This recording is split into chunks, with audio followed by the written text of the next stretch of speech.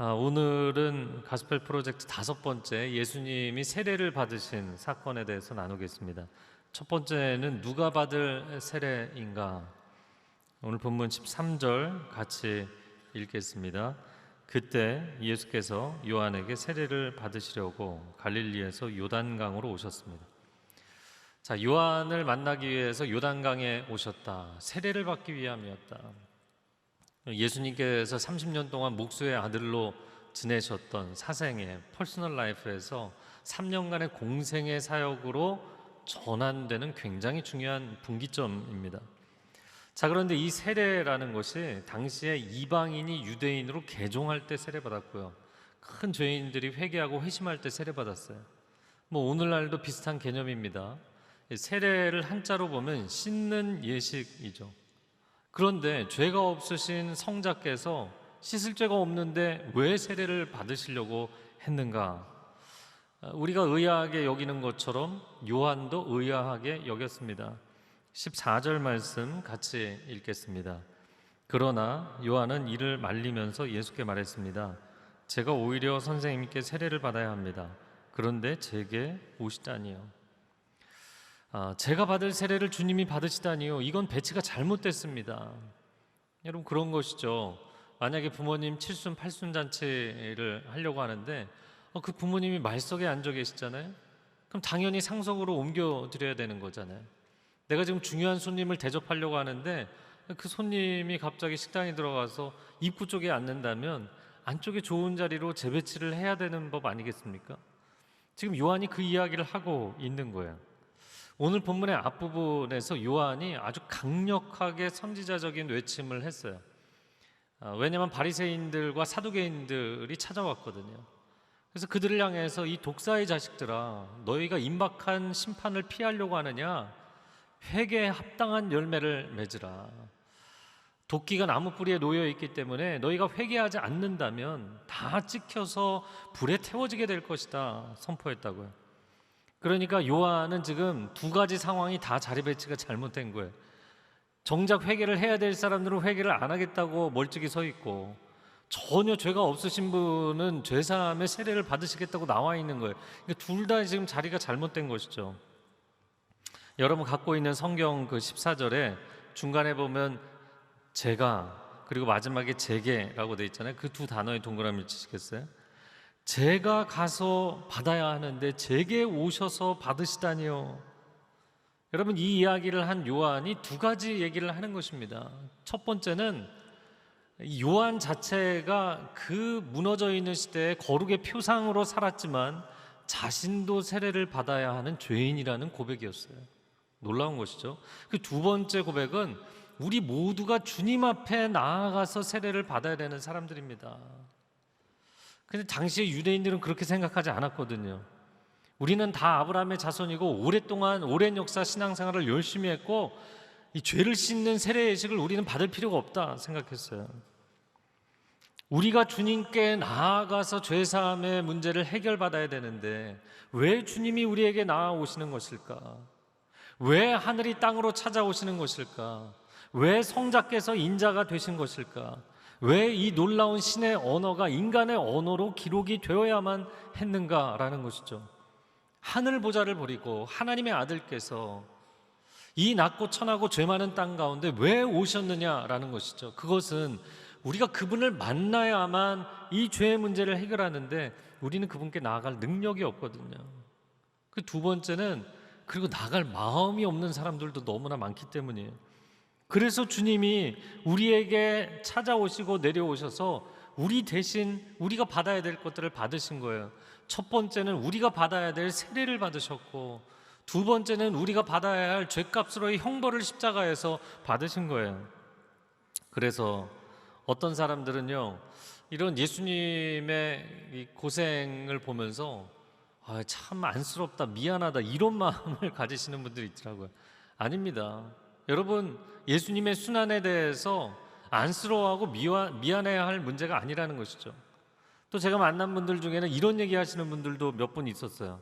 아니, 내가 언제 내 죄값을 대신 치러달라고 했냐. 하나도 안 고맙다. 나는 내가 책임지겠다.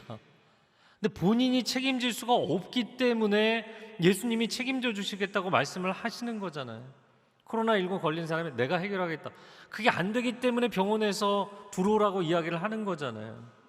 그럼에도 불구하고 우리가 예수님의 순환에 대해서 엉뚱한 반응을 보일 때가 있어요. 여러분, 그렇기 때문에 예수님께 미안해할 문제도 아니고 그것을, 그 사랑을 거절할 문제도 아닌 것이에요. 왜냐하면 내가 받아야 될 세례와 형벌을 그분이 받으셨으니까 이제 그분을 내가 받아들이고 영접하기만 하면 그분이 받으신 부활의 능력, 그분이 오르신 그 천국의 영원한 기쁨을 우리가 또한 누리게 될 줄로 믿습니다. 이것이 은혜이고 복음인 것이죠. 그래서 신앙생활이라는 것은 단순한 교리나 공식이 아니에요.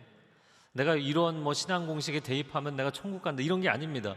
신앙은 주님과의 인격적인 관계인 것이죠.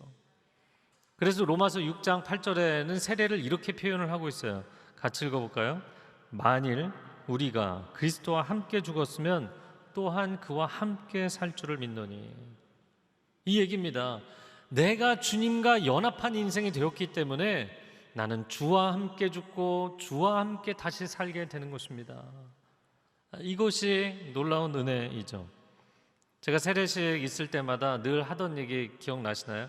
이것은 영적으로 다시 태어나는 생일과도 같은 것이고 또 홀로 걸어오던 인생이 주님과 함께 가겠다고 고백하는 결혼식과도 같은 것입니다. 이런 말씀을 드렸어요. 그런데도 어떤 성도님들은 아니, 내가 마음속으로 주님을 믿기만 하면 되지 굳이 세례식을 사람들 앞에서 받아야 되느냐. 여러분, 성경이 뭐라고 이야기를 하나요? 마태복음 28장 대위 명령에 보면 예수님 마지막으로 당부하신 것, 예수님이 명령하실 때 모든 민족에게 가서 세례를 베풀고 세례는 받으라고 주님이 명하신 것이고, 또 오늘 본문을 보면 주님이 직접 본을 보여주신 것이었어요. 이런 상황으로 생각을 해보세요. 어떤 여자를 막 쫓아다니는 남자가 있어요. 사랑한다고, 좋아한다고. 그래서 오랜 기간 교제했어요. 그래서 여자가 어느 날 이제 우리 결혼하자 그랬더니 남자가 아니, 우리가 사랑하면 되지 굳이 결혼을 해야 되냐. 여러분, 이런 남자를 보신다면 어떻게 해야 돼요? 빨리 정리하시는 게 좋죠. 빨리. 여러분, 세례식은 결혼식과 같은 개념인 것이에요. 결혼식을 굳이 가족과 지인들 앞에서 하는 이유가 무엇인가요? 나를 가장 잘 아는 사람들 앞에서 내가 평생의 사랑에 헌신을 하겠다고 다짐하는 자리인 것이거든요. 물론 이렇게 볼 수 있습니다. 여러분, 결혼이라는 의식을 행한다고 해서 꼭 사랑하는 것은 아니잖아요. 그렇지만 정말 사랑한다면 결혼하는 것입니다. 그게 하나님이 만드신 인간을 향한 원리예요. 영적으로도 마찬가지입니다. 세례라는 의식을 한다고 해서 구원을 다 받는 건 아니에요. 근데 세례를 그냥 형식으로 하는 사람이 있을 수도 있어요. 그 형식을 한다고 해서 구원받지는 않아요. 그러나 정말 내가 주님을 믿는다면 세례를 받으십시오. 그것은 예수님 명하신 것이에요. 예수님이 나의 죄를 용서하셨고 나는 이제 자유해졌습니다. 이것을 선포하고 예수의 증인이 되는 첫 번째 자리가 바로 세례의 자리입니다.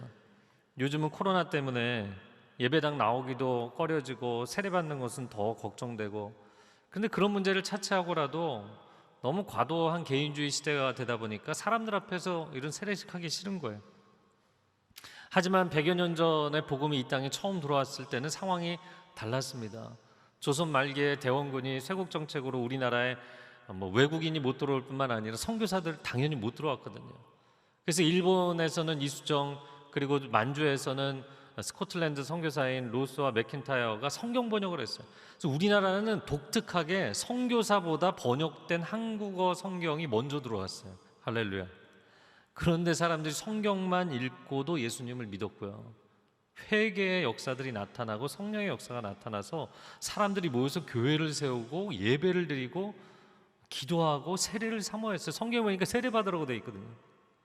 그래서 이 사람들이 압록강을 건너서 만주까지 그 선교사들을 찾아가서 75명씩 25명씩 수백 명씩 찾아가서 세례를 받았어요. 할렐루야. 그렇게 주님을 사모하고 세례를 사모했습니다. 근데 오늘날 우리는 그렇게 세례를 사모하는가? 이 세례와 주님에 대한 신앙 고백은 아주 중요한 상관관계가 있습니다. 사도행전 1장 8절 말씀 같이 읽겠습니다. 오직 성령이 너희에게 임하시면 너희가 권능을 받고 예루살렘과 온 유대와 사마리아와 땅끝까지 이르러 내 증인이 되리라. 이게 무슨 말씀인가요? 성령이 충만히 임하시면, 성령 충만해지면 예수님을 외치게 돼 있다는 거예요. 그래서 사랑 충만과 성령 충만은 상당히 유사한 원리를 갖고 있습니다.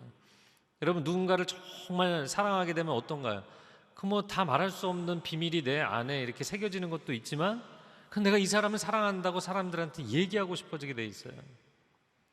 그래서 제가 이 부분을 묵상하다가 옛날 생각이 났어요. 제가 양재 이제 온누리교회 오래 있다 보니까 성인 예배에 그 초등학교 때 친구들도 와서 오랜만에 옛날 동창들도 만나고 그렇게 됐습니다. 근데 어렸을 때 생각해 보면 그 친구들 가운데 꼭 여학생들이 고무줄을 띄고 있으면 가서 그거 끊고 괴롭히고 장난치고 그런 애들이 있었어요. 혹시 여러분 가운데도 그런 분들이 있었는지 모르겠어요. 네, 저 혼자 재밌었는데. 근데 저는 그때부터 생각이 좀 많은 편이라 이렇게 보면서 왜 저렇게 유치하게 해야 될까? 이렇게 한참 생각을 했던 기억이 나요. 보니까 미워서 그러는 게 아니라 좋아서 그러는 거더라고요. 근데 좋은 것을 뭐 표현 방식은 잘못됐지만 이 좋아하는 마음을 어떻게든 표현하고 싶은 거예요. 제 이야기를 하자면 저는 뭐 제 연애 얘기는 청년부 사역할 때는 많이 얘기했었는데 제가 군 제대하고 캠퍼스에 돌아와서 정말 열심히 이제 복학생이니까 공부도 열심히 하고 기도도 열심히 했어요. 근데 어느 날 하나님께서 제 마음에 어떤 한 여학생을 품고 기도하게 하시더라고요. 근데 하루는 아침에 이제 학교 가기 전에 기도하고 이렇게 나가려고 하는데 오늘 프로포즈해라 그러시더라고요. 저 그 음성을 듣고 그날 프로포즈했어요. 사실 그날 만날 수 있는 날이 아닌데 만나게 해주셨어요. 그래서 프로포즈했어요. 그리고 저는 기도하는 건데 하나님이 언제 결혼할 건지 날짜도 알려주셨어요. 믿거나 말거나. 그래서 교제를 시작하면서 한 달을 참았어요. 상대방이 너무 충격받을까 봐. 그래서 한 달이 지나고 나서 제가 우리는 99년 봄에 결혼할 거야 그렇게 얘기했고요. 깜짝 놀라더라고요. 그리고 만나는 모든 사람에게 한 달 후부터 우리는 99년 봄에 결혼합니다 이렇게 선포하고 다녔어요. 그러니까 여자친구가 지금의 제 아내가 도대체 무슨 근거로 그런 얘기를 하고 다니냐. 근데 저는 나름 한 달은 참고 얘기한 거거든요. 여러분, 사랑 충만의 원리와 성령 충만의 원리가 상당히 유사합니다. 누군가를 정말 사랑해서 그 사랑이 충만하면 내 마음에 채우다가 이것이 흘러넘쳐서 외치는 순간이 오게 돼 있어요. 얘기하게 돼 있다고요. 그리고 내가 정말 하나님의 은혜를 체험하고 성령 충만해지면 그 하나님의 은혜 체험의 신비를 어떻게 다 설명하겠습니까? 우리 서로 나눈 그 기쁨 알 사람이 없도다. 이건 신비이고 설명이 불가능하죠. 그러나 어느 순간에는 외치고 싶어지게 돼 있다고요. 예수님은 살아계십니다. 그분은 너무나 좋은 분입니다. 그러니까 사도행전의 그 사도들이 그렇게 공격을 받고 위협을 당하고 결국에 순교를 하는 자리에서까지 예수님의 이름을 외친 것입니다. 예레미야와 같은 선지자들이 내가 입술을 열어서 하나님의 이야기를 하지 않으면 속에 불이 붙는 것 같아서 참을 수 없다 이야기한 이유가 동일한 이유인 거예요. 굳이 결혼식을 할 필요가 있나요?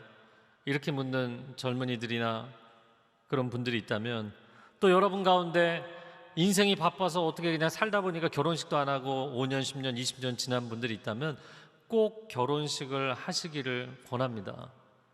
굳이 생일을 챙길 필요가 있느냐? 굳이 매년 돌아오는 기념일을 챙길 필요가 있느냐? 네, 굳이 챙기시라고 말씀드리고 싶어요. 사랑한다고, 고맙다고, 소중하다고 이렇게 표현하는 것만큼 인생에 중요한 게 어딨나요? 굳이 세례를 받아야 되나요? 네, 굳이 세례를 받으셔야 됩니다.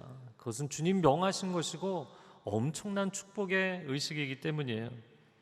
자, 요한은 이건 말이 안 됩니다 얘기했어요. 그럼 예수님 어떻게 반응했는가? 그게 15절에 나옵니다.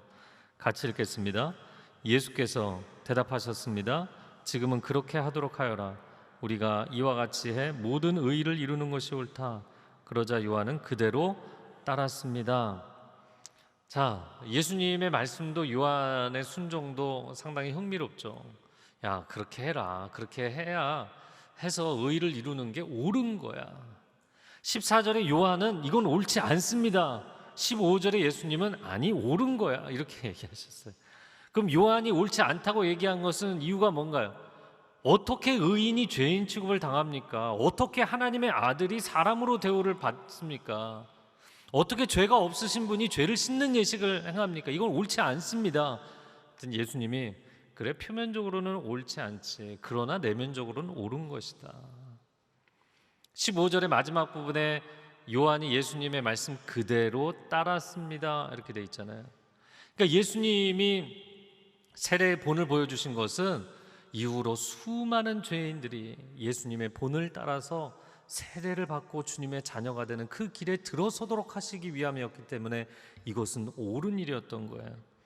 여러분, 세례를 베풀 때 우리가 약식으로 그냥 물을 뿌리지만 침내잖아요. 원래는 사람을 물에 완전히 담궜다가 꺼내는 것이라고요. 그런데 물속에 빠뜨리고 그대로 놔두면 어떻게 되나요? 죽는 거죠. 물속에서 건져내야만 다시 사는 것입니다. 그래서 이게 세례의 양면성이에요. 죽음과 다시 사는 부활, 죽음과 부활이거든요. 그러니까 세례를 쉽게 다시 정의한다면 세례는 죽었다가 다시 사는 거예요. 죽었다 다시 사는 것. 예수님은 우리가 죄에 대해서 죽고 하나님의 의에 대해서 다시 살기를 원하시기 때문에 우리를 이끌고 이 세례의 자리로 들어오시는 거예요. 마치 백성을 이끌고 홍해 한가운데로 들어간 모세와 같은 것이죠. 자, 모세가 한쪽에는 죽음의 땅, 죄악의 땅, 애굽이 있고요. 그 애굽을 벗어나서 이제 약속의 땅, 생명의 땅, 가나안으로 백성들을 이끌어가기 원하는 거예요. 여러분 상상을 해보세요. 홍해도 바다 한가운데가 갈라지니까 감격적이었겠지만 들어갔다가 바닷물이 한순간에 들이닥치면 다 죽는 거잖아요. 그러니까 홍해로 들어간다는 것은 죽음으로 걸어 들어가는 거예요. 그럼에도 불구하고 그 죽음으로 걸어 들어가는 이유가 무엇인가? 그러지 않으면 애굽의 바로의 손아귀에서 벗어날 수 없어요. 그 죽음과 같은 삶에서 벗어날 수가 없다고요. 살기 위해서 죽음을 선택하는 것, 주를 위해 죽으면 다시 사는 것, 이것이 신앙의 본질이죠. 그러므로 우리가 예수님을 믿는 길은 정직하게 얘기해서 죽는 길이에요. 여러분 전도하실 때 예수님만 믿으면 인생이 모든 게 다 순탄해지고 재밌어지고 행복해지고 편안해집니다. 아니, 그거 잘못 전하시는 거예요. 예수님을 믿는 길은 첫 번째 first half, 전반전은 죽는 거예요. 나의 옛사람이 죽는 것, 나의 정과 욕심을 십자가에 못 박아 죽고 내 안에 있는 모든 거짓과 죄악이 죽는 것입니다. 그러나 그렇게 죽음의 길을 걸어 들어가면 나머지 뒷부분 후반전은 예수님을 믿는 길이 또한 사는 길이 되는 것입니다.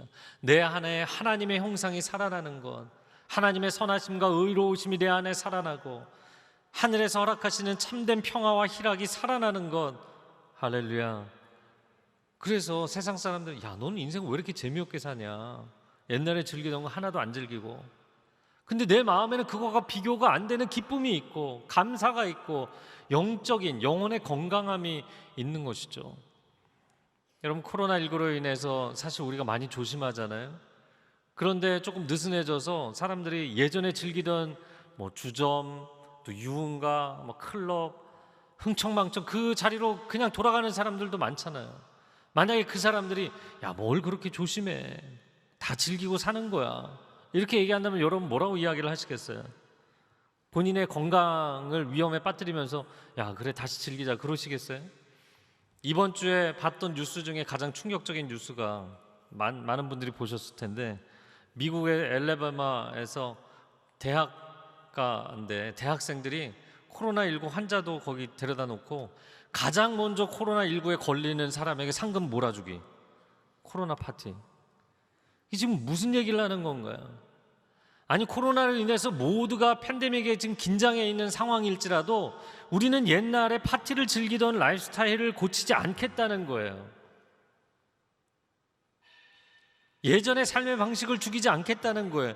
그러면 어떻게 되나요? 내가 죽을 수 있는 거죠. 우리는 코로나 이전으로 돌아갈 수가 없습니다. 그래서 포스트 코로나 이야기를 하는 것입니다.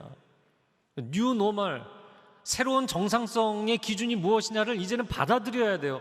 그래야만 살 수가 있는 거잖아요. 난 예전이 좋았는데 이렇게 돌아갈 수가 없잖아요. 신앙생활도 마찬가지입니다. 예수님 믿기 전이 좋았는데 예전으로 돌아갈 수 없는 거예요.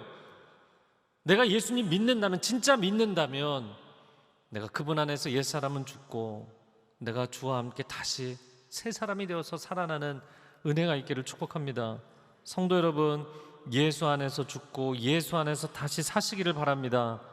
예전에 즐기던 세상 즐거움 다 버리고 세상 자랑 다 버렸네, 우리가 찬양하잖아요. 그 찬양 가사처럼 이게 세상 즐거움들이 그냥 떨어져 나가야 돼요. 그래서 뭐 청년들도 성인들도 다 마찬가지인데요. 달라스 윌라드의 마음의 혁신이라는 책에서도 이야기하는 것이지만, 물론 훈련도 필요하지만 그냥 맛이 떨어져야 돼요. 이게 뭐하고 똑같냐면요, 제가 자주 설명했는데, 저희 자녀들이 지금은 나이가 들었지만 이게 어렸을 때는 제가 차에다가 뭐 캔디 또 껌 이런 거 놔뒀는데 일주일 만에 다시 이렇게 열어보고, 어떻게 이걸 하나도 안 먹었어? 이 맛있는 걸 아빠가 안 먹었다는 게 이해가 안 되는 거예요. 물론 저도 어렸을 때는 그거 뭐 보기만 해도 열심히 먹었죠. 그러나 이제는 그렇지가 않잖아요. 그거보다 훨씬 내 몸에 유익하고 좋고 내가 맛있는 게 많이 생겼잖아요. 여러분, 하나님의 은혜를 누리는 맛이 더 깊어지기를 축복합니다. 그 세상의 맛이 그냥 자연스럽게 떨어지는 거예요. 그러니까 성령 충만, 은혜 충만 체험을 하신 분들이 공통되게 간증하는 게 그거더라고요. 어느 순간 술 맛이 떨어졌습니다. 어느 순간 담배 맛이 떨어졌습니다. 어느 순간 세상 향락의 맛이 떨어졌습니다. 그게 맛있지가 않습니다. 내가 왜 그걸 그렇게 좋아했지? 물론 그러면서도 가끔 이제 문득문득 떠오르시는 분들도 있지만, 그러나 그게 맛이 떨어져야 되는 거예요. 하나님의 은혜 체험이 더 좋고 성령 체험이 더 좋고 말씀 체험이 더 좋아지는 거예요. 그래서 예전에는 성경을 보면 이게 막 졸리고 수면제 대용으로 쓰고 그러던 분들이 성경을 읽는데 막 재밌는 거예요. 웬일이지, 내가 성경이 재밌네. 찬양을 하면서 감동이 있고 눈물이 나고, 또 하나님 앞에 예배하면서 설교 들을 때 예전에는 설교가 무슨 소리인지 하나도 안 들렸는데 그 말씀이 들리고 이제는 마음에 새겨지고, 여러분, 우리 안에, 우리 가정 안에 그런 은혜가 있기를 축복합니다. 그렇게 살아야 되는 것이죠. 우리가 코로나19 위기의 막다른 골목에 서 있잖아요. 근데 이때가 참 중요한 시점입니다. 왜냐하면 인생의 위기는 영혼의 본질을 반드시 드러내게 돼 있기 때문이에요. 내가 예수를 버리고 세상을 건질 것인가, 아니면 세상을 선택하기 위해서 예수를 등질 것인가.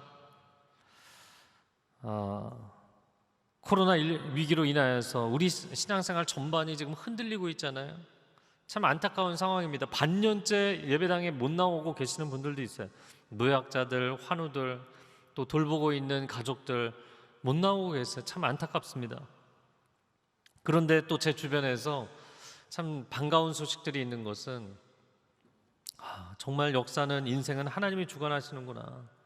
내 마음대로 살던 인생이었는데 이젠 정말 하나님 앞에 나갈 때가 됐구나. 이거를 인정하고 고백하고 나오시는 분들이 있더라고요. 할렐루야.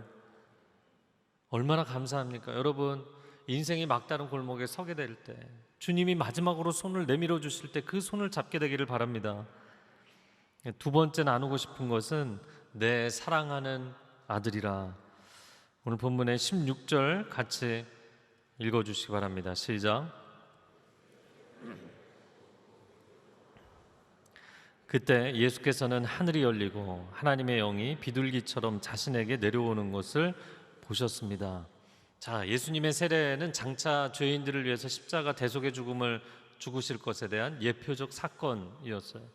그런데 그 예수님의 세례 장면에서 놀라운 일들이 연출된 거예요. 그게 뭐냐면 성자의 세례에 성령의 강림과 성부의 음성이 함께 임했다는 것이에요. 할렐루야. 그 삼위일체가 동시에 이 장면에 등장하셨어요. 그러니까 성자 그리스도께서 홀로 십자가의 길을 외롭게 지고 가시는 것이 아니라 성령께서 비둘기처럼 강림하셔서 예수님과 동행해 주신 거예요. 그리고 성부 하나님께서 사랑의 음성을 들려주시면서 그에게 힘을 북돋아 주신 거예요. 아름답게 삼위 하나님께서 동역하시는 장면이죠. 자, 예수님이 물 세례를 받으시면서 성령 세례와 말씀 세례를 받으신 것처럼 저와 여러분도 물 세례뿐만 아니라 성령의 충만함과 말씀의 충만함의 세례를 받으시기를 축복합니다. 그래야만 우리가 명목상의 크리스찬이 아니라 진정한 크리스찬이 될 수 있는 거예요. 예수님이 3년의 공생에 활동하시면서 평탄했나요? 수많은 공격과 오해를 받으셨어요. 나중엔 살해 위협도 많이 받으셨어요. 모욕도 당하셨어요. 그런 어려움 가운데도 예수님께서 뚫고 나가고 승리하실 수 있었던 비결은 성령의 충만함과 하나님의 사랑 때문이었어요. 우리도 마찬가지입니다. 신앙생활할 때 무조건 평탄대로가 아니잖아요. 많은 공격과 영적 전쟁과 사람들의 오해와 손가락질과 비난이 있을 것입니다. 그러나 우리도 이 신앙 여정을 승리하기 위해서 두 가지가 필요한데 성령의 충만함과 하나님의 사랑하십니다. 이 두 가지만 있으면 넉넉히 이기게 될 줄로 믿습니다. 나 같은 죄인도 삼위일체 하나님이 나를 끝까지 구원을 완성하시기 위해서 이렇게 동역하시고 함께 해주시는구나 라는 거예요. 자, 마지막 17절 같이 읽어보겠습니다. 시작.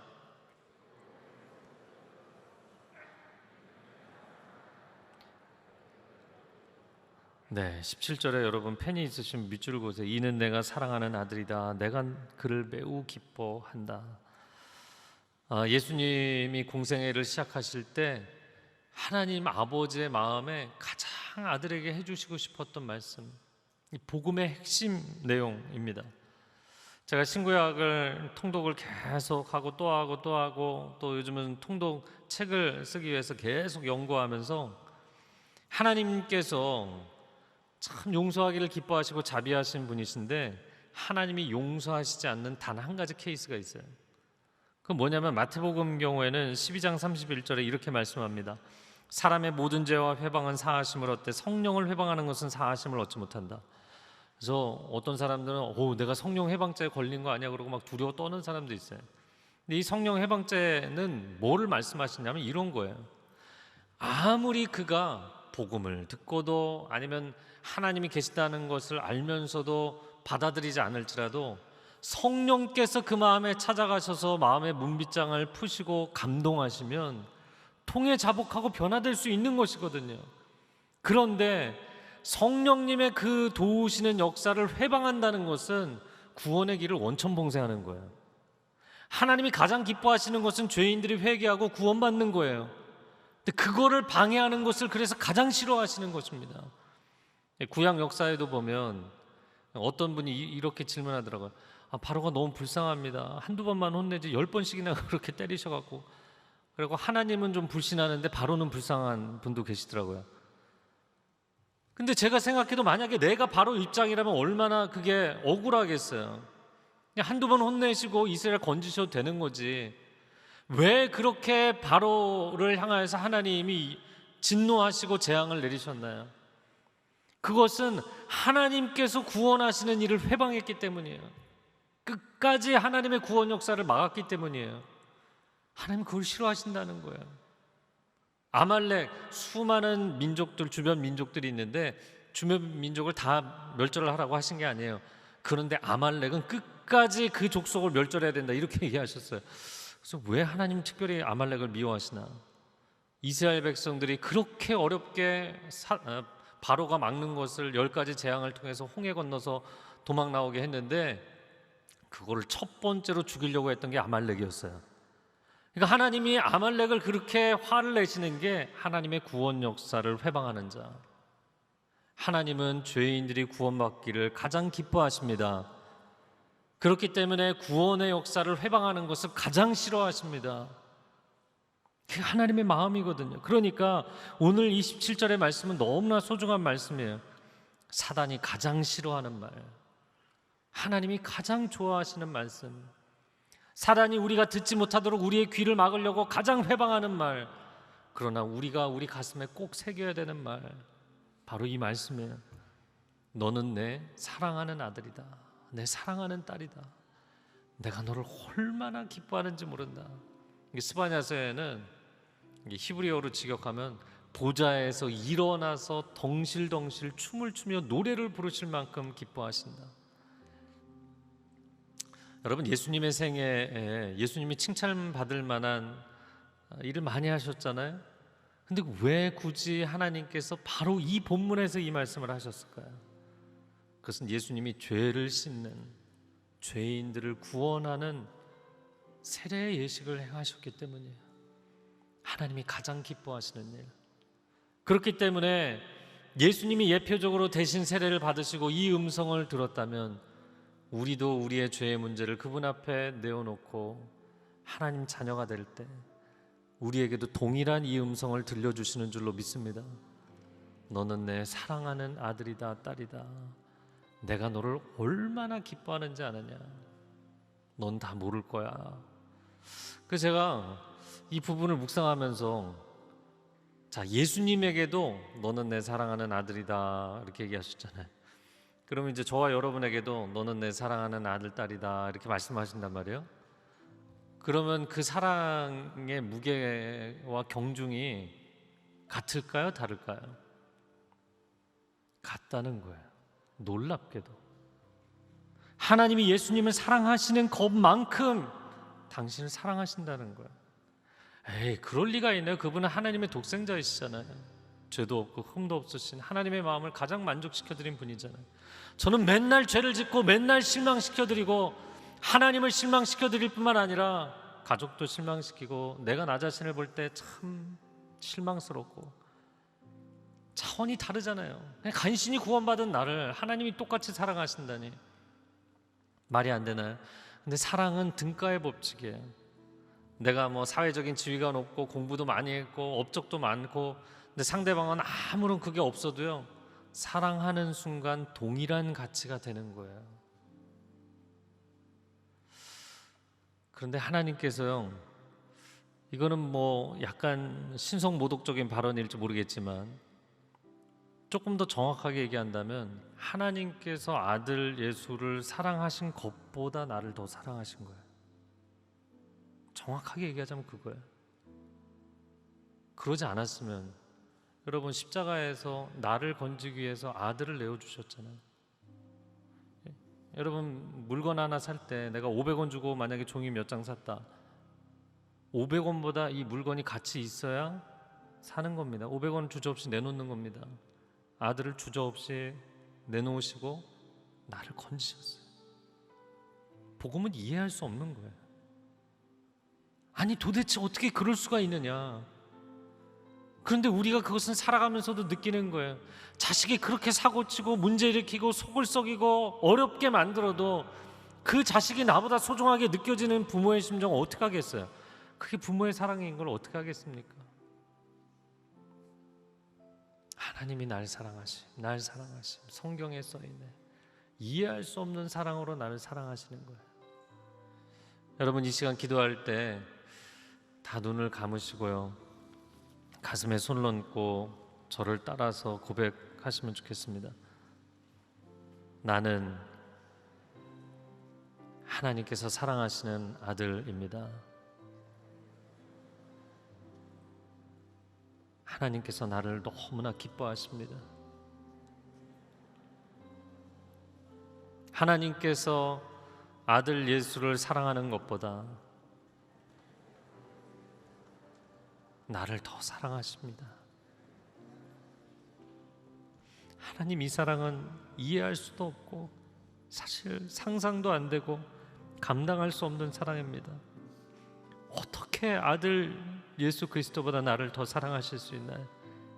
나는 이렇게 어리석은 인생이고 나 스스로도 절망스러운 실망스러운 인생이고 너무나 무가치하게 느껴질 때가 많은데 어떻게 아들보다 나를 더 사랑하실 수 있나요? 너는 내 사랑하는 아들이다. 내가 너를 얼마나 기뻐하는지 너가 다 상상할 수 없고 알 수 없지만 내 사랑을 받아들이면 내가 너를 평생토록 지켜줄 거야. 내가 너를 평생토록 구원하리라 하나님 말씀하십니다. 그 사랑 붙잡고 승리하는 하나님의 사람들 되게 하여 주옵소서. 이 시간 주여 한번 외치고 통성으로 기도합니다. 주여, 주님의 그 놀라운 사랑을 우리가 어찌 다 알 수 있겠습니까? 자식이 부모의 마음을 어떻게 다 이해할 수 있겠습니까? 인간이 하나님의 사랑을 어떻게 다 헤아릴 수 있겠습니까? 한량없는 사랑, 이해할 수 없는 사랑을 우리에게 쏟아부어 주셨기 때문에 그 십자가의 길을 대신 걸어가셨고 내가 받아야 되는 죄사함의 세례를 대신 받으셨습니다. 주님의 그 사랑이 나를 붙들고 계십니다. 나를 포기할 수 없는 그 사랑이 나를 견고하게 하십니다.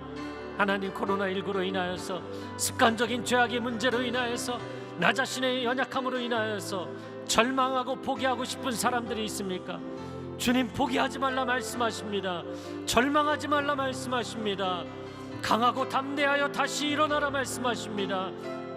그 사랑으로 나를 붙드시오니 이제는 새 힘을 받아 일어나게 하여 주옵소서. 하나님의 사랑받는 자녀로 일어나게 하여 주시옵소서.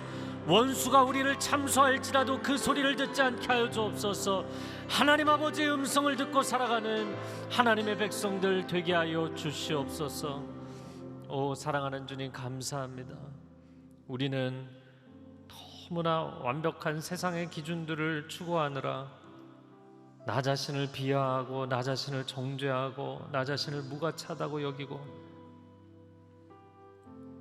아니면 내가 조금 세상의 기준에 부합하고 맞는 것 같으면 헛된 교만과 자만과 안일에 빠지고, 하나님, 나는 하나님 앞에 죄 많은 인생이지만 하나님께서 정말 해일과 같은, 산과 같은 어마어마한 사랑으로 나를 안아주시고 덮어주시는 줄로 믿습니다. 그 사랑이 나를 붙드사 절망 가운데 있는 사람을 건지시고, 주저앉아 있는 사람을 일으키시고, 무가치하다고 여기는 사람 가장 존귀하고 보배로운 존재로 하나님 세우실 줄로 믿습니다. 이 코로나19의 어려움을 뚫고 나갈 수 있는 하나님의 백성들 되게 하여 주시옵소서. 예수 그리스도의 이름으로 기도합니다. 아멘.